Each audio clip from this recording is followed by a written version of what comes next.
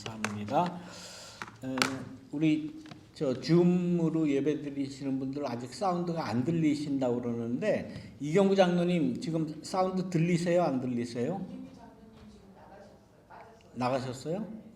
안 들리시니까 나갔나? 화면도 들어왔다 안 들어왔다. 그래요? 예, 아무튼 지금 뭐 어떻게 도와드릴 수는 없고 소리가 안 들리시면 각자 보시는 그 전화기든지 컴퓨터든지 볼륨이 내려가 있을 수가 있거든요. 그 볼륨을 한번 올려주시고 지금 예배 시간에 잘 이게 보이지 않거나 들리지 않으시면 오후에 그 예배 모든 그 순서를 교회 카톡방에 올려드릴 때 그때 다시 한번 참고해 주시고 봐주시기를 부탁을 드립니다. 여러 가지 죄송합니다. 자, 오늘 뭐 드릴 말씀이 뭐 아주 복잡한 게 너무 많아요. 어제 오후 3시 지나서부터 여러분들도 아마 깜짝 놀라셨죠? 예, 그 공화당 선거 유세 랠리를 필라델피아에서 하다가 갑자기 트럼프 전 대통령이 연설을 하는데 총알이 날라들었죠. 그래서 이 귀에 맞았어요. 그래가지고 막 피를 흘리고 그래도 이제 그 뭐 생명에 그 어려움은 없기 때문에 이렇게 주먹을 흔들어서 파이트 하는 그 모습이 아주 나왔습니다. 아마 선거 유세로는 아마 극적인 그러한 그 효과를 내지 않았을까 그런 생각을 하는데 아무튼 다행입니다. 요즘에 뭐 어느 나라나 다 그런 것 같아요. 너무 이 진영이 갈려가지고 아주 극단적으로 이 갈라진 진영을 화합한다는 게 참 힘들 정도로 그렇게 되었습니다. 이 정치가들이 조금 이걸 좀 어떻게 좀 잘 국민들을 선도해야 될 텐데 어느 나라나 뭐 정권을 잡겠다고 하는 당은 다 있습니다. 뭐 미국 같으면 저 공화당이 있고 민주당이 있고 뭐 이렇게 다 따로따로 이렇게 반대되는 당이 있잖아요. 이게 크게 나누어서 한쪽은 보수고 한쪽은 진보고 이제 이렇게 되는데 그게 어느 정도 그것이 다 자유로운 것이고 조화스러운 거거든요. 그래서 한 번은 이쪽에서 했다가 그저 한두 번은 또 이쪽에서 했다가 이게 왔다 갔다 하는 거거든요. 역사적으로 보면 대부분 그렇게 됩니다. 길어야 3번이에요. 그저 한두 번 왔다 갔다 하는 건데 그걸 너무 그냥 그 4년을 못 참아서 그 극단적으로 이렇게 폭력 행사를 쓰고 총을 쏘고 뭐 칼로 찌르고 하는 이런 일은 이건 현대에서는 일어나면 안 되는 일이거든요. 옛날에 정치가 발달되기 전에는 서로 어떻게 했습니까? 전쟁을 한 거예요. 그래서 뭐 칼을 들고 창을 들고 서로 죽이고 이렇게 하다가 이거 너무 희생이 크거든요. 그래서 그러면은 이 전쟁터를 우리 실내로 끌어들이자. 그래가지고 법이라는 걸 만들고 정당이라는 걸 만들고 그 칼 가지고 죽이고 하던 싸움을 정치의 장에서 하는 것 이것이 정치입니다. 그러니까 서로 그렇게 너무 극단적으로 죽이고 살리고 이렇게 할 필요가 없는 거예요. 어차피 한 번 내지 2번 하면 그 다음에는 옆으로 그 정권이 넘어갈 수밖에 없는 거예요. 그걸 못 참아서들 그걸 계속하겠다고 욕심을 부리니까 지금 이런 극단적인 그 일이 일어나는 것 같습니다. 어저께 트럼프에게 총을 쏜 사람이 20살짜리. 우리가 볼 때는 애죠. 20살짜리가 뭐 우리니까 이제 이렇게 얘기하는 거예요. 우리는 다 저 연세들이 높으시니까 20살짜리가 정치를 알면 뭘 압니까, 걔가? 예? 20살짜리가 총 들고 올라가서 그 암살 시도를 했다는 거 아니에요. 참 이건 세상이 그야말로 좀 그 동물 짐승보다 못한 그러한 그 상황이 되었다는 거에 대해서 현 기존의 뭐 공화당이든 민주당이든 지지하던 아무튼 뭐 그 세력을 가지고 있던 이 사람들이 조금 정신 차리고 이렇게 하지 말아야 됩니다. 이게 뭡니까 도대체가. 예, 참 안타까운 그러한 그 일이 어제 벌어졌고, 뭐 어제 하루 종일, 밤 늦게까지, 오늘 새벽까지, 그 보도만 지금 계속 나가고 있습니다. 뉴욕에서 MBC에서 일하는 저희 딸도 밤을 꼴딱 샜어요.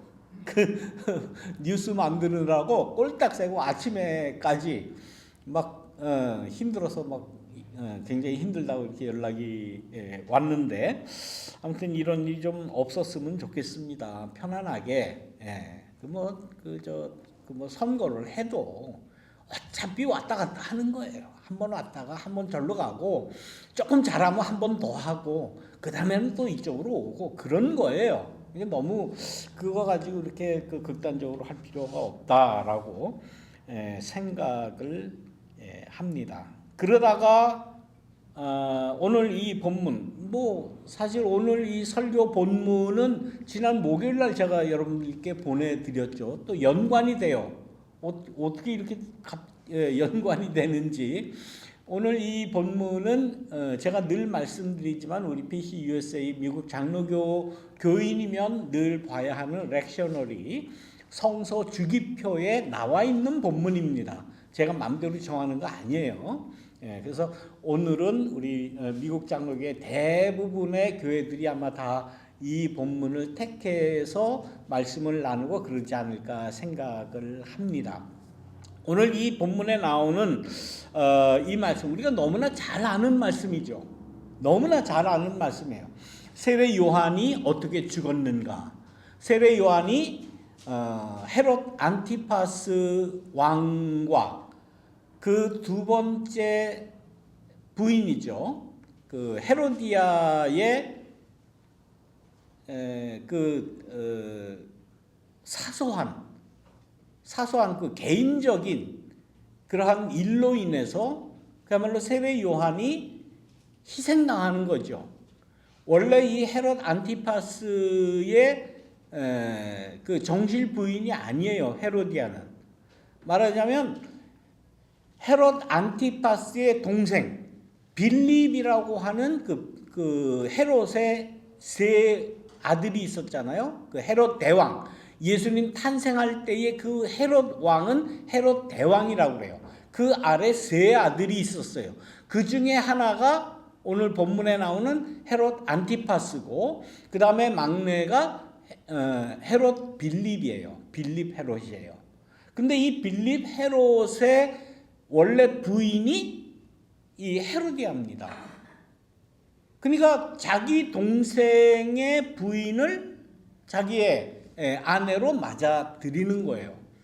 그러니까 인륜으로 봐서 자기 동생하고 살던 뭐라고 그러죠? 우리나라 말로 동생의 부인이면 제수죠. 제수를 데리고 사는 거예요. 근데 이 제수가, 이 헤로디아가 이 스토리를 보면은 아주 웃겨요.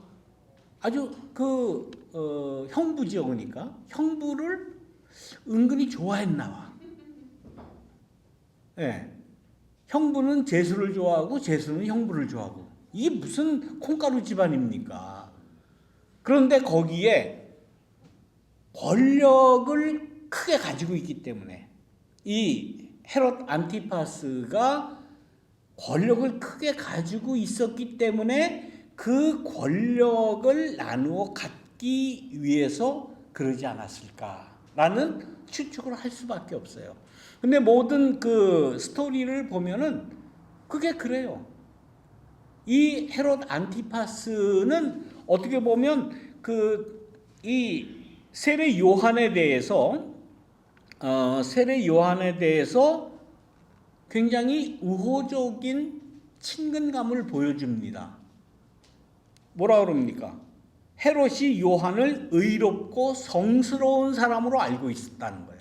아, 저 사람은 성직자다.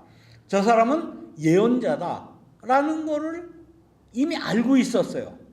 그래서 그 헤롯 안티파스라는 그 왕이, 이제 왕이라고 하기보다는 그래서 분봉왕이라고 그러죠. 분봉왕. 그 왜 분봉왕이라고 하는가 하면 헤롯 대왕이 굉장히 많은 일을 했습니다. 그리고 권력이 아주 막강했어요. 어느 나라나 왕은 하나잖아요.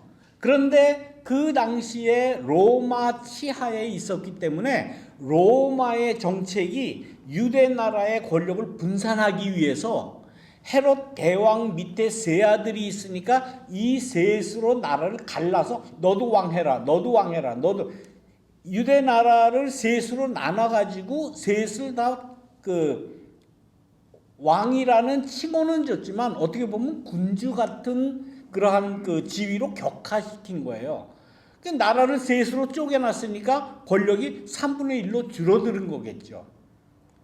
그래서 우리 성경에는 이제 분봉왕이다 그렇게 이야기를 하고, 말하자면 봉건 영주와 같은 그런 지위를 가지고 있었습니다. 굉장히 그 권력이 축소되어 있는 거에 대해서 아마 헤로디아는 아마 불만이 있었겠죠. 그래서 그 중에 제일 권력이 센 자기 원래 남편인 빌립보다는 그래도 형이 낫겠다. 그래서 형한테 다시 결혼을 하게 된 거예요. 이것이 그 당시 유대 사회의 큰 스캔들이었습니다. 그 왕가의 이 스캔들로 이게 옳으냐 그르냐, 당연히 그르죠. 당연히 옳지 않죠. 동생 아내를, 제수 씨를 형부가 데리고 산다는 게 이게 말이나 되는 이야기입니까? 그래서 특히 예언자들이, 하나님의 뜻을 대언한다고 하는 이 예언자들이 그건 잘못된 것이다 라고 아주 직설적으로 이야기를 했어요. 그런데 이 헤롯 안티파스라고 하는 이 왕은 그야말로 어떻게 보면은 좀 호인이에요. 여기 보면은 요한도 뭐 의롭게 여겼고 성스럽게 여겼고, 그 요한이 성스러운 사람이니까 두려워하는 마음도 있었고, 이거 보호해줘야 되겠다, 보호해줘야 되겠다라는 그런 마음도 가지고 있었어요. 그런데 또 한편으로는 첫째 술을 좋아해. 술 그냥 만나면 맨날 술이야. 뭐 무슨 기념일이고 뭐고 소용없어요. 오늘은 내가 욕을 먹어도 한 잔 내가 따라주겠다 그러면서 그냥 그 신하들한테 막 술 따라주고, 날이면 날마다 저기 파티 열고, 그래서 그냥 술 말아먹고. 요즘에 술 먹는다 그러잖아요. 말아먹는다 그래요. 왜 말아먹는다 그런지 여러분들 잘 모르실 거야. 아마 술을 안 드시니까. 소주와 맥주를 이렇게 칵테일해서 그거를 말아먹는다고 그래요. 그리고 매일 흥청망청. 그러니 이 사람의 정신이 제대로 될 리가 없어요. 온 나라가 다 지 거라고 생각을 하는 거예요. 자기 거라고 생각을. 그래서 막 흥이 돋아지면은 뭐 노래하는 사람 불러다 노래시키고, 춤추는 여자들 갖다 춤추라 그러고, 늘 그러던 이 그 호황망탕한 그런 사람이었어요. 그런데 헤로디아가 딱 보니까 저 호랑망탕한 저 헤롯을 이용해서 내가 권력을 쥘 수 있는 길이 무엇일까? 라고 이 여자가, 이 요부 같은 여자가 생각을 하다가, 자기가 빌립과 낳은 딸이 있어요. 그 딸을 시켜서, 야, 저 왕이 술 먹고 얼근하게 취해가지고 흥이 올랐을 때에 너 가서 춤을 좀 춰라. 그래서 흥을 좀 돋구고 기분 좋게 만들어서, 그러면은 너에게 뭔가 상을 줄 것이다. 그 얘기가 다 그냥 그 헤로디아가 생각한 그대로 다 이루어지는 거예요. 이 여자는 너무나 요부기 때문에 남자를 어떻게 요리해야 되는지, 그 세상 말로 어떻게 후려야 되는지 아는 여자예요. 술 취한 남자놈들은 요렇게 하면은 넘어간다. 다 알아요. 그래서 세상에 자기 딸을 갖다가 헤롯 술 먹는데 가서 춤을 추게 만듭니다. 이 헤롯 안티파스는 뭐 술이 얼큰했겠다, 뭐 헬렐레 그냥 완전히 그냥 취해가지고 정신없이 그러면서 헛소리를 하는 거예요. 야, 뭐든지 네가 이야기를 해라. 그럼 내가 다 들어주겠다. 아주 그냥 그 많은 그 신하들 있는 데서 아주 호언장담을 한 거예요. 야, 너 춤추는 거 보니까 정말 그런데 이 이야기, 이 헤롯 안티파스와 헤로디아와 이 헤로디아의 딸, 이 이야기를 오스카 와일드가 희곡으로 쓴 게 있어요. 여러분 그 희곡이 뭔지 아십니까? 살로메라는 희곡이에요. 오스카 와일드가 희곡으로 썼고 이것이 연극으로도 이렇게 만들어졌고 또 오페라로도 만들어졌습니다.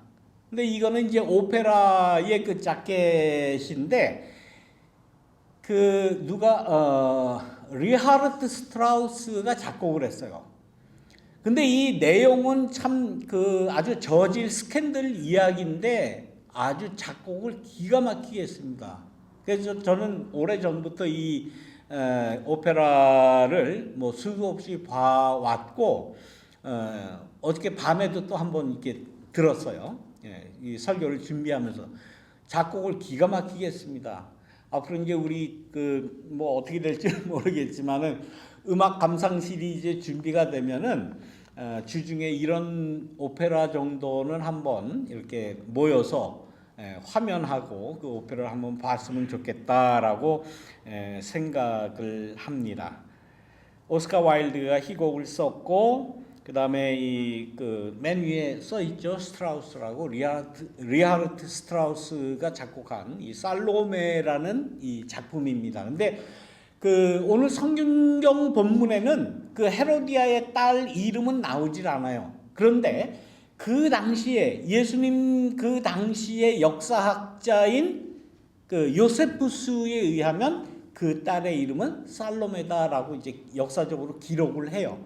그래서 이제 이런 그 작품에는 살로메라는 그러한 그 이름으로 나옵니다. 이 살로메는 헤로디아와 빌립과 사이에서 난 딸인데 헤로디아가 헤롯 안티파스의 부인이 되고서는 그 딸을 이용을 해가지고 헤롯 안티파스를 꼬셔서 권력을 쟁취하는 그러한 그 왕궁의 스캔들의 이야기예요.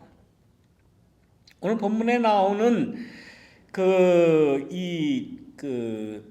헤로디아 이 여자가 아무튼 어떻게 보면 어떻게 하면 권력을 내가 그 쟁취할 수 있을까? 나는 어차피 왕은 못 되지만은 권력을 쟁취하기 위해서 자기 딸을 이게 춤을 시키는 겁니다. 이게 다 화가가 그린 거예요. 그러니까 근데 이제 그 분위기를 이제 이렇게 나타내는 겁니다. 그런데 이 리하르트 스트라우스가 작곡한 이 살로메의 그 곡 중에서 오페라 곡 중에서 제일 유명한 곡이 뭔가 하면 The Dance of Seven Veils라는 곡이에요. 이 살로메가 그 헤롯 안티파스를 꼬시기 위해서 춤을 추는데 세븐 베일 댄스를 춘 거예요. 그러니까 춤을 추면서 옷가지를 7개를 벗으면서 추는 춤이에요. 그러니까 요즘 말로 하면 이제 스트립 댄스를 춘 거예요. 벗어가면서 춤을 추는데 여기에 그냥 이 헤롯 이 술 좋아하고 호랑방탕한 이 헤롯이 그냥 홀라당 넘어간 거죠. 근데 그 오페라에서도 얼마나 그 장면이 정말 그 멋있게 아주 섹시하게 나오는지 몰라요. 다음에 한번 기회가 되면 이 여자가 이름이 스트라타스라는 이 여자 소프라노 가수이면서 배우입니다. 근데 뭐 이렇게 이 살로메라는 이 오페라를 여러 그 극단에서 오케스트라에서 연주했는데 이 작품 같이 아무 멋있게 그 연기한 작품은 없는 것 같아요. 나중에 한번 기회 되면 제가 보여드리도록 하겠습니다. 아무튼 그래서 이 그 살로메의 The Dance of Seven Veil에 홀라당 넘어간 이 헤롯이 아마 저게 헤롯이겠죠. 저쪽 끝에 있는 저자가 헤롯이고 가운데는 요한의 목입니다. 요한의 목을 쟁반에 담아달라고 그랬잖아요. 그래서 아마 지금 여기 있는 여인은 제가 볼 때는 이건 그 살로메가 아니고 헤로디아가 아닌가 그렇게 생각돼요. 왜냐하면 헤로디아가 그걸 달라고 그랬으니까, 요한의 목을 달라고 그랬으니까. 어디 감히 나의 그 치부를 드러내고 내가 뭐 그 빌립하고 살던 또 헤롯 안티파스랑 살던 네가 무슨 상관이야? 너 한번 죽어볼래? 그렇게 된 거예요. 그렇게 된 겁니다. 그렇게 권력을 탐하고 그렇게 여자임에도 불구하고 유대 나라 전체를 다 그냥 좌지우지하려고 했던 그런 아주 못된 여부였습니다. 이 헤로디아 때에 아마 전화기가 없어서 그렇지, 그때 전화기가 있었다면 그 번호를 제가 알아요. 02800-7070 그 번호를 아마 분명히 가졌을 거예요. 그런 여자입니다. 요즘하고 어쩌면 그렇게 똑같아요. 어쩌면 유대 나라 전체를 다 지 맘대로 하겠다는 거예요.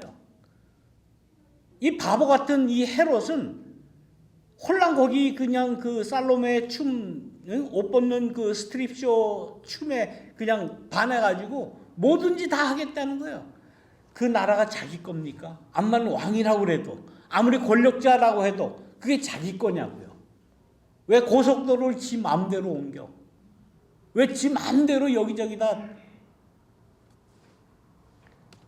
뭐 이루 말할 수 없는 부정과 비리를 이 헤롯 안티파스가 저지른 거예요. 헤로디아와. 거기에 대해서 그 당시에 참 예언자였던 요한은 결국은 이렇게 그들에게 죽임을 당하는 거예요. 목베임을 당하는 거예요. 이것은 역사적인 사실이에요. 뭐 예수님의 교훈이거나 예수님이 어디 가서 뭐 하나님의 나라를 전하시는데 하신 말씀이 아니라 역사적인 사실이에요. 사실. 이런 일이 생겼었던 거예요. 그래서 이 사실은 그 당시에 역사학자인 요세푸스도 그대로 기록을 하고 있는 겁니다. 한 나라의 권력자가 정신 차리지 않고 엉뚱한 사람을 이렇게 세워놓으면 이런 일이 생기는 거예요. 이런 일로 인해서 세례 요한은 죽임을 당했고, 세례 요한의 목을 침으로 모든 헤로디아와 이 헤롯의 치부가 가려질 줄 알았지. 아, 저놈만 죽이면, 저놈 목만 치면은 우리의 정권은 영원하다라고 생각을 했겠죠. 그러나 갈릴리에서 이상한 소리가 들려오는 거예요. 근데 그 들려오는 소리를 들어보니까 요한이 했던 그 논조, 요한이 이야기하는 거와 똑같으네. 그러니까 이 헤롯이 뭐라고 그럽니까? 요한이 살아왔구나. 죽은 사람들 가운데서 요한이 다시 살아났구나 라고 인식을 했다는 거예요. 여기에서 여러 가지 그 역사적인 사실뿐만 아니라 우리가 교훈을 얻을 수 있는 게 뭔가 하면은 부활이라는 게 뭡니까, 여러분들? 부활이. 죽었던 사람이 그야말로 뿅 하고 다시 태어나는 거? 다시 살아나는 거? 그런 의미가 아니에요. 성서의 부활이라고 하는 것은 세례 요한이 가지고 있던 그 신앙, 그 하나님의 말씀을 대언하는 그 이야기를 똑같이 어느 누구가 했다라고 하면은 사람들은 혹은 이 헤롯까지도 그것이 부활이다라고 생각을 했던 거예요. 예수의 부활이라는 게 뭡니까? 우리가 예수의 삶을 살면 예수가 부활했다라고 전할 수 있는 거예요. 이것이 진리입니다. 다른 거 아니에요. 엉뚱한 데 가서 뭐 부활을 찾고 엉뚱한 데 가서 예수 살아났다고 예수 부활했다고 그런 이야기 해봐야 세상 사람도 어느 누구도 믿질 않아요. 예수가 행했던, 예수가 말씀하셨던 그 말씀, 그 행위가 그대로 우리의 삶 속에서 이루어지고 재현이 된다면 그것이 예수의 부활이다.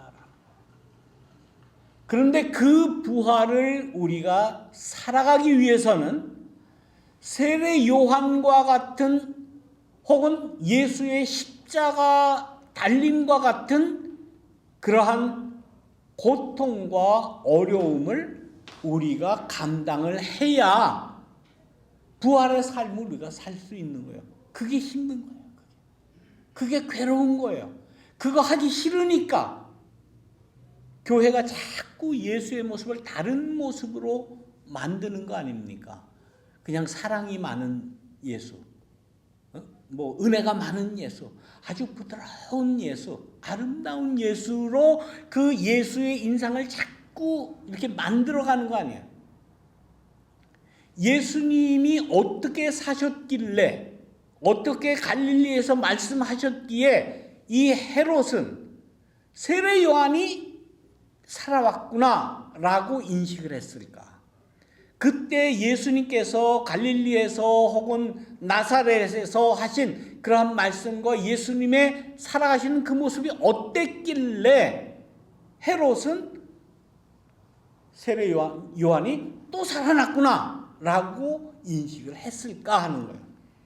우리는 그때에 하신 예수님의 그 상황 인식, 그 당시 유대 사회에 어떻게 반응을 하셨기에 세례 요한이 살아났다고 헤롯은 이야기하고 느꼈을까 하는 거예요. 거기에서 예수님이 하신 그 말씀의 참 모습을 우리는 찾아야 해요. 우리가 교회에서 그 성경을 연구한다고 여러 고명하신 신학자들이 이렇게 얘기했네 저렇게 얘기했네 철학적 예수 인문학적 예수 아무리 얘기해봐야 그건 자기의 필요에 의해서 그냥 부드러운 아름다운 지적인 인문학적인 예수를 만들어 놓은 것이지 진짜 예수는 어디 있느냐고. 헤롯 같은 놈이 헤롯 같은 이 폭군이 야 예수가 살아났다라고 느낄 수 있는 그 예수의 모습, 세례 요한이 살아났다라고 부활의 개념을 가질 수 있었던 그 예수의 모습을 우리가 다시 찾지 않으면 기독교는 힘이 없는 거예요. 그래서 지금 요즘 이 시대에 기독교가, 교회가, 아니 목사가, 아니 우리 신자들이 사회에서 아무 힘을 발휘하지 못하는 이유입니다. 다른 이유 없어요. 지금도 예수같이 살아보십시오. 세례 요한같이 목 잘려 죽어요. 예수같이 십자가에 달려 죽어요. 질책받아요. 멸시받아요. 어쩔 수 없는 겁니다.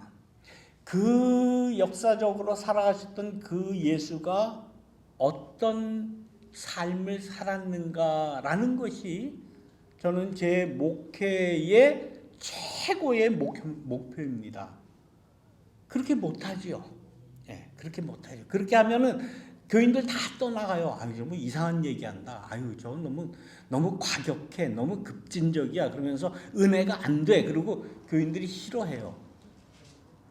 그래도 그 예수를 우리가 찾고 따라가야 한다 하는 것이 제 목회의 목표이면서 가장 성서적인 그러한 신앙의 자세가 아닌가 그렇게 생각을 합니다. 그런 의미에서 우리는 이 허랑방탕한 이 술 주정뱅이 헤롯에게서도 배울 점이 있다.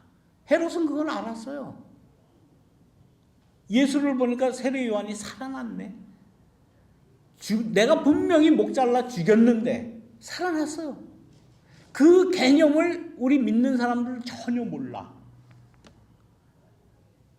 예수의 부활에 대해서 너무 그 형이상학적으로 혹은 너무 신앙적이라고 하면 그 말이 맞는지는 모르겠습니다만은 아무튼 너무 영성적으로 신학적으로 그렇게만 생각을 하는 거예요. 그러니까 이런 삶의 모습이 안 나타나죠. 그러니까 점점 기독교는 쇠퇴할 수밖에 없고 영향력을 잃어갈 수밖에 없고 그걸 젊은 애들은 빨리 압니다. 빨리 알아요. 그래서 교회라고 하는 여기는 그 소망이 없다라고 생각을 하는 거예요. 이 앞으로 큰 문제입니다. 우리는 앞으로는 성서를 볼 때 전통적인 그러한 그 교리에서 성서를 보지 마시고 역사적인 사실이 뭐냐? 역사적인 사실은 지금 뭐예요? 헤롯 같은 술 주정뱅이도 부활의 개념에 대해서 부활의 실체에 대해서 꿰뚫어 알았다니까요. 근데 우린 모르잖아요. 부활 그러면 4월 달쯤 되면 1년에 한 번 부활절 하면은 부활 헌금 내고 부활절 행사하고 부활 축하 노래하고 칸타타하고 그렇게 한 주 지나면 되는 거지라고 생각. 여러분들 보통 주일날이나 보통 때 부활에 대해서 이 생각이 옵니까? 안 와요. 그러니까 영향력이 없는 거예요. 이 기독교가 이 예수 신앙이라는 것이 어떤 건데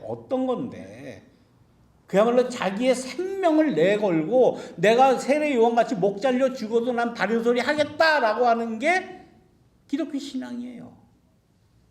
거기에서 세례 요한의 다시 살아남을 헤롯 같은 술주정뱅이도 다 아는데 우리는 모르잖아요.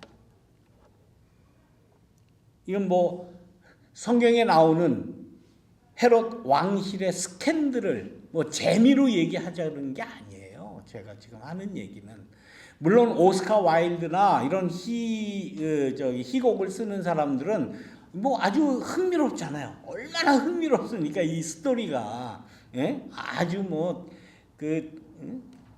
왕가의 그 스캔들도 나오고 아주 섹시얼한 그러한 춤도 나오고 이거 얼마나 흥행하기 좋아요.